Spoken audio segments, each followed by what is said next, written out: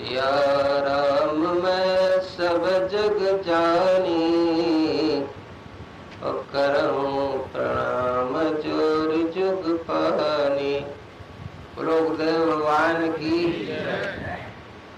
तुलसीदास की एक चौपाई है कि राम सिंधु घन सज्जन धीरा। तुलसीदास जी ने कहा कि राम सिंधु, भगवान कौन है? समुद्र है। मगर समुद्र का इतना खारा पानी होता है कि पिया नहीं पी जाता। तो लोगों ने कहा अगर भगवान समुद्र है तो उसमें तो हम जी भर के नहा भी नहीं सकेंगे। तो तुरंत उन्होंने चौपाई में उसमें कुछ शब्द और जोड़ दिया कि राम सिंधु घन, तुरंत घन शब्द लगा दिया। घन माने बादल होता है। तो राम सिंधु घन सज्जन धीरा, और चंदन तरु हरि संत समीरा। चंदन का वृक्ष सामने है, अगर मेरे अंदर श्वास लेने की शक्ति नहीं है तो वो चंदन बेकार है, उसकी खुशबू हम तक नहीं आ सकती है। तो चंदन के और मेरे बीच में एक माध्यम रखा गया समीर का, हवा का। तो वो हवा का काम किसको सौंपा गया? सज्जन माने संत को। जैसे समुद्र और हमारे बीच में बादल आ गए, ऐसे उस चंदन के वृक्ष के और मेरे बीच में समीर आ गई। तो समुद्र खारा है, गहरा है और दूर है, जहाँ तक कि हम पैदल भी नहीं पहुँच सकते हैं। ऐसे वो दूर देश में रहने वाला ईश्वर जो हमारी कल्पना के बाहर है। आजकल के समय में किराया भाड़ा हो तो हवाई जहाज से भी जा सकते हैं समुद्र तक, पैदल चलने में बहुत दिन लगता है। तो तुलसीदास जी ने कहा कि देखो वो ईश्वर समुद्र के समान है, मगर उसका तुम डायरेक्ट उसको पी नहीं सकते हो, इसलिए उसका माध्यम संत है। संत घन बन करके उस समुद्र के पानी को साफ करके भाप के रूप में डिस्टिल करके हमारे पास तक पहुंचाते हैं। तो ये जो महात्माओं ने अभी आपको सत्संग सुनाया, किसी ने राम नाम पर रिसर्च किया, खोज किया, किसी ने ओम पर किया, किसी ने गुरु के चरणों पर किया, नाना प्रकार की गीता, भागवत, रामायण इत्यादि पर जो उन्होंने खोज किया, उसको रिफाइन करके बादल के रूप में लाकर तुम्हारे सामने बरसाया। आप कितना भी बड़ा से बड़ा ढेर अपने हृदय में लगा रखें, मगर जब ये संत रूपी बादल सत्संग रूपी वृष्टि करेंगे तो ये जन्म जन्मांतर का भरा हुआ कोढ़ कचरा जो है बह करके और नाली के द्वारा, नाले के द्वारा, नदी के द्वारा और फिर ये भगवान के पास पहुंचा दिया जाएगा। आप सोचो कि ये भगवान को भी जाके गंदा कर देगा, सो ऐसी बात नहीं है। अरे सरिता सर जल निधि महु जाई, और सुखी हो जिम जीव हरि पाई। तुमको यहाँ से बहाएंगे, तुम्हारे गंदी विचारों को बहाएंगे, तुम्हारे गंदी भावनाओं को बहाएंगे, और सुंदर स्वच्छ सरिता में तुमको बहा ले जाएंगे। और बहा करके तुम्हारी गंदगी तो रास्ते में ही साफ हो जाएगी। बहता हुआ जल गंदा नहीं होता है। थोड़ी दूर के बाद देखिए इस गोमती को, बच्चे से लेके बूढ़े तक का नर्क जो है इसी में जा रहा है। मगर थोड़ा जौनपुर के उधर सुल्तानपुर की तरफ इसको जाके देखो, बिल्कुल साफ जल, स्वच्छ। संत हमें क्या सिखाते हैं? बहना सिखाते हैं, वहन करना सिखाते हैं, उस भगवत पथ पर चलना सिखाते हैं। चलना नहीं सिखाते हैं, चला साथ में चलाते हैं। अगर वो घन बन करके, बादल बन करके यहाँ न बरसे होते, वो सत्संग रूपी बरसात न किए होते, तो शायद इतना ये गंदगी जो 8 महीने की है ये न बही होती, और समुद्र में जाते जाते वैसे ही निर्मल हो जाएंगे। कि जैसे ऊपर से निर्मल बूंद गिरा था। हम लोग कैसे गंदे हो गए हैं कि भूमि परत भा अरे डाबर पानी। जब से जीव हरि से बिलगानो और तब से देह गेह निज मानो। इस शरीर को ही अपना घर बना लिया और शरीर से ही संबंधित परिवार को अपना परिवार में बना लिया। तो छोटी छोटी जल की बूंदें सागर को भर देती हैं। बालू की रज नन्ही नन्ही सुघर भूमि रच देती हैं। क्षण क्षण समय सर्वदा देखो युग अपार को रचता है। अरे मत तुम इसको छोटा समझो, सभी इसी में पचता है।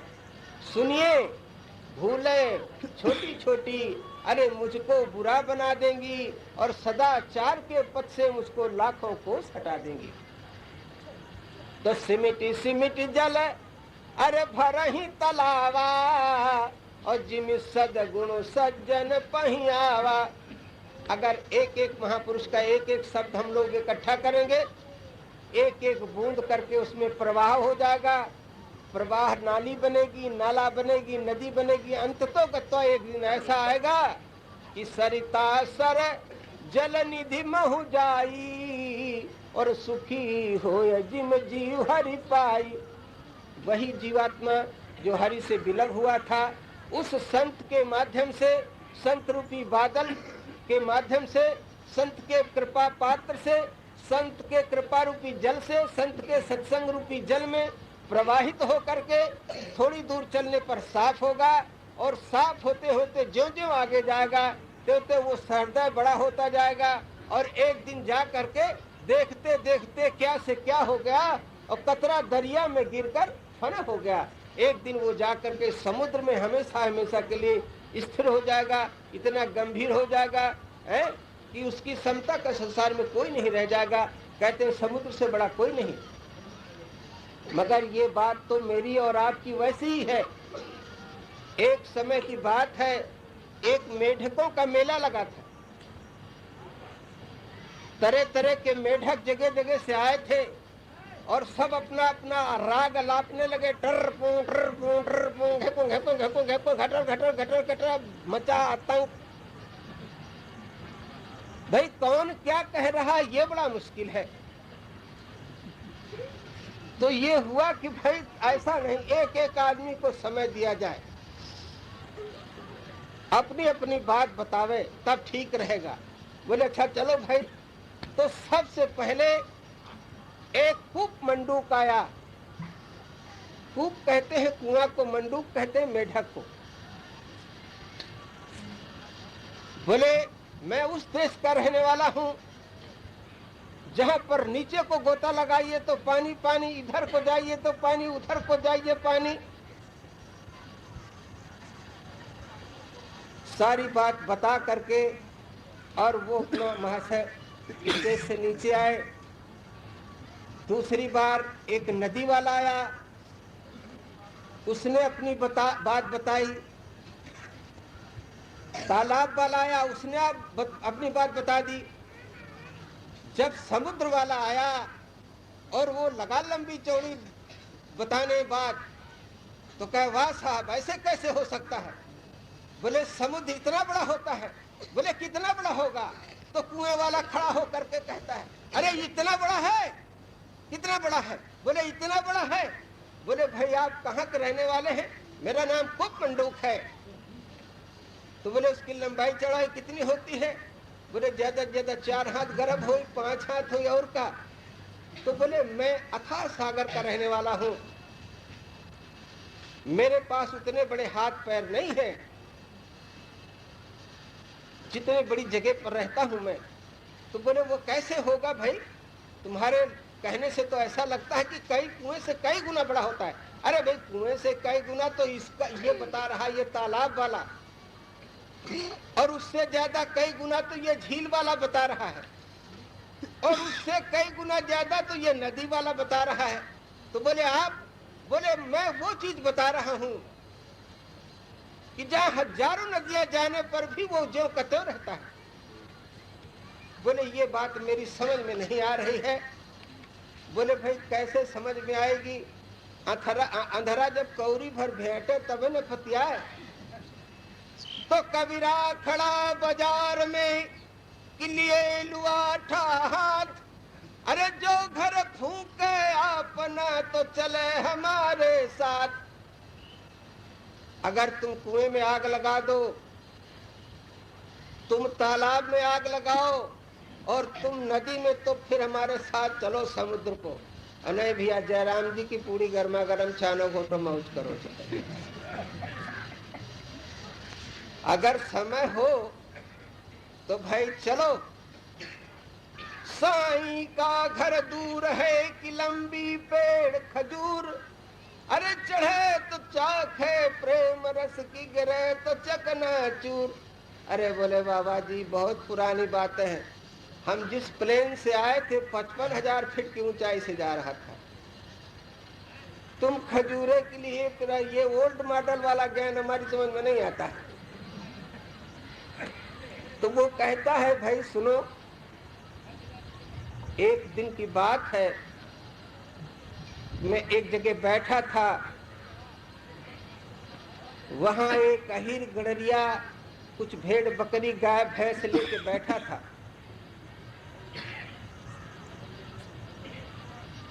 तो बोले फिर उसमें बात क्या है वो तो बताओ। बोले बात ये थी कि एक दिन उस अहीर को एक शेर का बच्चा मिल गया, आंख नहीं खुली।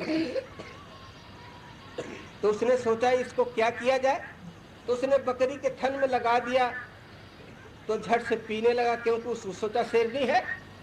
दूध पीते पीते पीते पीते वो हिल गया। बकरी ने सोचा कि ये पहले ये लगता ये भी हमारा ही बच्चा है। दूध पी करके कुछ दिन में आंख खुल गई और बड़ा हुआ। बोलना जब सीखना पड़ा तो फिर अब वो ये तो यूनिवर्सिटी बकरियों की थी। अब उस कॉलेज में तो सिवा इसके अलावा कोई भाषा नहीं थी, तो वहां उस भाषा को उसने सीखा। दूसरे क्लास में गया तो भैंस वहां बोल रही थी। तीसरी क्लास में गया तो वहां गाय बोली तो माँ। अब सीखे तो क्या, वही तो सीखेगा, दूसरा सीखेगा क्या सीखेगा। कुछ भाषाएं सीखा, कुछ उसने ज्ञान प्राप्त किया, लड़ना सीखा उसने। तो जब बकरा विभाग में गया तो दो पैर के बल खड़े होकर धड़ाक से लड़ते थे। भेड़ा पीछे हटा, मार दो साल नरियल फूट जाए। इस प्रकार से लड़ना सीखा, खाना पीना सीखा, घास पत्ती खाना सीखा उसने। और अगर बहुत अच्छा सत्संग सीखना तो दौड़ना धूपना, बस यही सीखा। और क्या सीखा, और कुछ एक्सरसाइज सीख लिया उसने। बड़े आराम से भेड़ बकरी गाय भैंस बैठी थी, शेर का बच्चा भी वहीं बैठा था। बच्चों में खेल होने लगा, भाषा का प्रदर्शन होने लगा। एक बहुत बड़े विद्वान आके वहीं पर धूप थी छाया में बैठ गए। तो देखा कि अरे बाप रे बाप, देखो तो ये शेर और ये बकरी और ये बकरे और ये भैंसे भेड़े, देखो शेर को मार रहे हैं। बड़े गजब की बात है। तो बहुत जोर हंसे और हंसते हंसते लौट गए। तो शेर ने देखा कि ओहो देखो तो ये आदमी बिला वजह को हंस रहा है, कोई तुक नहीं है, मगर वो उसी की तरफ देखता था और हंसता था। तो उसको संदेह हो गया, लगता ये मेरे को देख के इस तरह। थोड़ा पैर से उसने झाड़ा, आंख झाड़ा, मुंह तो टेढ़ी नहीं है, कहीं दाल भात खा रहे हैं तो चाव तो नहीं फंसे हैं। अब वो सब झाड़ झूड़ के देखा हाथ पैर के, मगर उसका हंसना नहीं बंद हुआ। तो बोले अरे पंडित जी आप क्यों हंस रहे हैं। बोले अरे भाई तुम अपनी मौज में, हम अपनी मौज में, सारी दुनिया अपने में मस्त है, हम हंस रहे हैं, क्या है आपको कोई कष्ट हो रहा है। बोले कुछ नहीं, कष्ट तो नहीं हो रहा, मगर तुम हम ही को देख देख के हंस रहे हो, इसलिए मुझे संदेह हो रहा है। बोले बेटा है तो बात ऐसी ही। तो बोले क्या कमी है बताइए। मेरी नाक टेढ़ी है कि मेरा कान टेढ़ा है, बचपन में थोड़ा हमारी माँ ने इसको छेदवा दिया था, बस इतनी सी बात है। बोले ऐसी कोई बात नहीं है, बात कुछ दूसरी है। बोले आप जल्दी बता दीजिए, नहीं संदेह के मारे हमको तो बुखार चढ़ा जा रहा है। बोले मैं हंसता इसलिए हूं कि ईश्वर ने तुझे शेर बना के भेजा है, जंगल का राजा बना के भेजा है, सृष्टि का संचालक बना के भेजा है। और तू यहाँ भें बकरी भैंसों में कर रहा है, तू अपनी खुराक के साथ खेल रहा है। तो वो शेर लगा हंसने, कह देखो तो एक बेवकूफ हम और हमसे बड़ा ये आ गया। अब हम तो हैं भेड़ बकरी और ये हमको शेर बनाने में भिड़ा है। अरे भैया, भला कहूँ कुकुरा धोए से बछवा होते। बोले भाई क्या बताऊं, इसीलिए तो हम कुछ नहीं कह रहे थे।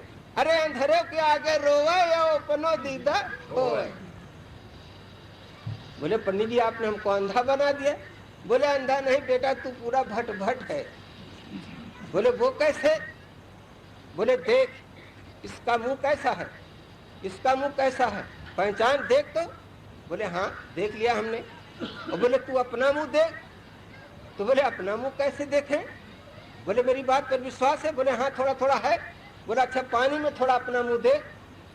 तो जब वो थोड़ा पानी में झांका तो देखा न भेड़ को वैसी मूंछ थी, न बकरी को थी, न भैंस को थी।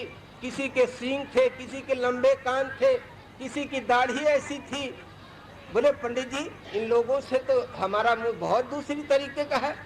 बोले बस यही तो बात कहती थी कि गुरु के वचनों में जरा सा अगर गुंजाइश हुआ तो कलयुग की तिकड़मबाजी चढ़ बैठेगी। जो बात समझ में आई तेरी कि नहीं? बोले हाँ समझ में तो आती है कि इनका मुंह दूसरी तरीके से है और मेरा मुंह दूसरी तरीके से। बोले एक बात तो तू समझ गया? बोले हाँ। कहे दूसरी बात तू और समझ ले। बोले वो क्या है? बोले तेरे अंदर एक बहुत बड़ी आवाज है, उसको गर्जना कहते हैं। अगर एक बार गरज दे तो ये सब भाग जाएंगे। अरे बोले पंडित जी जब ये एक साथ 400-500 जानवर बोलेंगे तो क्या हमसे ज्यादा? बोले भाई देख, पुआर का कितना भी बड़ा ढेर हो मगर एक के माचिस में मामला हरिहर है। बोले ऐसा? बोले हाँ। तो फिर गरज के करेंगे क्या? बोले गरज के जरा एक बकरी का गर्दन पटक के काट के जरा देख खून पी। बस महाराज अब समझ गए कि तुम कोनो गलते हमका पिटवाओं में लागो। बोले क्यों? बोले अरे मैं अकेला और ये 400-500 गाय भैंस बकरी सब मिलकर मुझे मारेंगी। बोले बस बेटा फिर तुमने गुंजाइश निकाल लिया। बोले तो क्या करें? बोले गरज। बोले हाँ।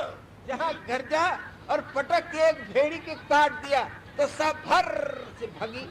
बोले देखा बेटा? बोले बोलो मत महाराज भारी मजा है। इतने में है गडरिया जो थे लाठी ले लेके दौड़े, मारो साले को, शेर पकड़ गया, शेर पकड़ गया।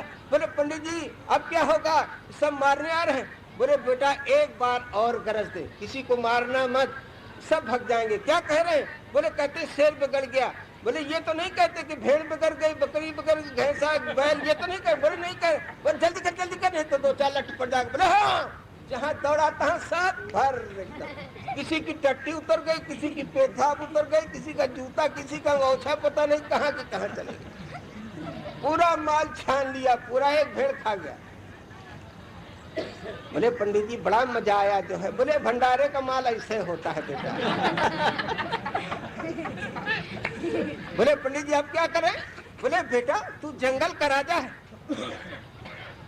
तू जंगल का राजा है, ये सारी संसार तेरी खुराक है। देखा तूने, इसमें किसी को मारने की हिम्मत नहीं, किसी को गाली देने की हिम्मत, तेरे सामने किसी को खड़े होने की नहीं।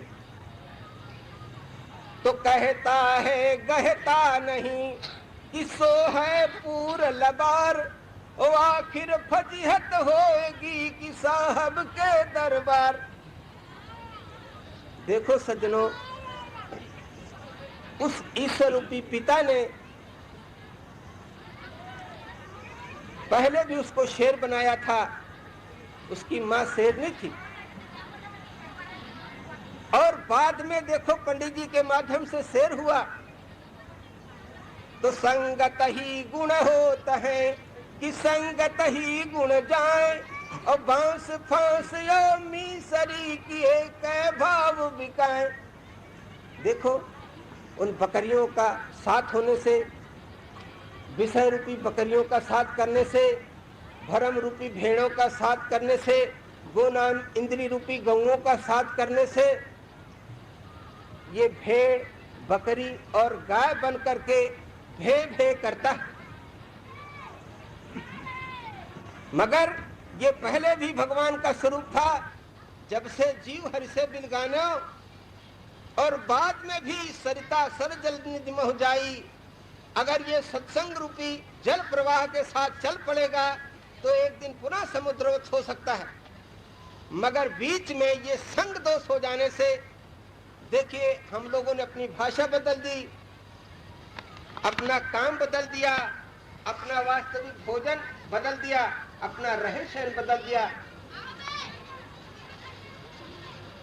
तो राम सिंधु घन सज्जन धीरा, और चंदन हरु हरि चंदन तरु हरि संत समीरा। अगर उस ईश्वर रूपी वृक्ष की खुशबू प्राप्त करना है तो भाई संत के माध्यम से उसकी तुम खुशबू प्राप्त कर सकते हो। जिस अपने स्वरूप से तुम भूले हो, उस वास्तविक खुशबू, उसको वास्तविक खुशबू दिलाने के लिए ही संत तुम्हारे पास आते हैं। क्यों आते हैं? तुम भी उन्हीं का स्वरूप हो, तुम्हारे द्वारा ही ये स्वरूप प्राप्त हुआ है। इसलिए सच्चे भाईचारे का व्यवहार ये है कि जैसे आपने मुझे मानव शरीर दिया, वैसे मैं ये चाहता हूं कि आपको अपना ईश्वर वाला स्वरूप प्राप्त हो। अगर आपने मुझे 1 पैसा दिया है तो मेरा परम कर्तव्य है कि मुझे उससे कई गुना ज्यादा देकर आपको संतुष्ट कर। तो मेरे पास और कुछ नहीं है, जो है वो आपका दिया हुआ है, और जो मैंने डेवलप किया वो आपकी सेवा में हाजिर है। बोलो गुरुदेव भगवान की जय। ये तीनों काल में वास्तव ईश्वर का स्वरूप होते हुए फिर भी भाषा बदल गई, भोजन बदल गया, रहन सहन सारा बदल गया। और इसी सारी बातों को पुनः तुम्हें याद दिलाने के लिए आज शिवरात्रि के दिन आए। यही जगत जामिनी अरे जागहि जोगी, और परमारथी प्रपंच वियोगी। वो आज शंकर, आज योगी शंकर है, और उस योग रात्रि की बात तुम्हें सुनाने के लिए, उस योगिक प्रकरण को पुनः जागर करने के लिए ये वास्तविक आध्यात्मिक रात्रि है। अगर आज तुमने समझ लिया कि नहीं, मैं इन भेड़ों के बीच में रहने वाला नहीं, मैं इन विषय रूपी बकरियों के साथ रहने वाला नहीं, मैं इन गोनाम इंद्री रूपी गौओं के साथ रहने वाला नहीं, मैं तो वो हूं जिसकी संसार में कोई उपमा नहीं है। तुम हर उपमा से परे हो, तुम हर योग्यता से परे हो। थोड़ा सा एक बात और सोच लो, जिस दिन से विकास शुरू हुआ आज तक जो विकास हुआ है, चाहे वो आध्यात्मिक हो चाहे अधिभौतिक हो, जो इस समय हो रहा है, जो आगे होने जा रहा है, वो सब इसी का निकला हुआ है। इसके बाहर से कुछ नहीं आया है। अभी जो ज्ञान, जो विज्ञान, जो भी निकल चुका, वो इतने से ही निकला है और निकल रहा है, और अभी पता नहीं कितना आगे निकाल दोगे तुम। तो भगवान क्या कहते हैं, ना जाने क्या क्या छिपा हुआ अरे सरकार तुम्हारी आंखों में, इस दीन व दुनिया दोनों का। दीन कहते हैं धर्म को, दुनिया कहते हैं दुनिया को। तो आध्यात्मिक और अधिभौतिक पता नहीं कितना ज्ञान तुम्हारे अंदर भरा है, कितनी योग्यता भरी हुई है, और कितना दिन पर्यंत निकलता चला जा रहा है। इसलिए आप जैसे सूर्य को अगर ये दीपक कुछ उजाला दिखावे तो सारी बात बेकार है, क्योंकि ये शरीर सब आप ही लोगों के द्वारा प्राप्त हुए हैं। बोलो गुरुदेव भगवान की जय।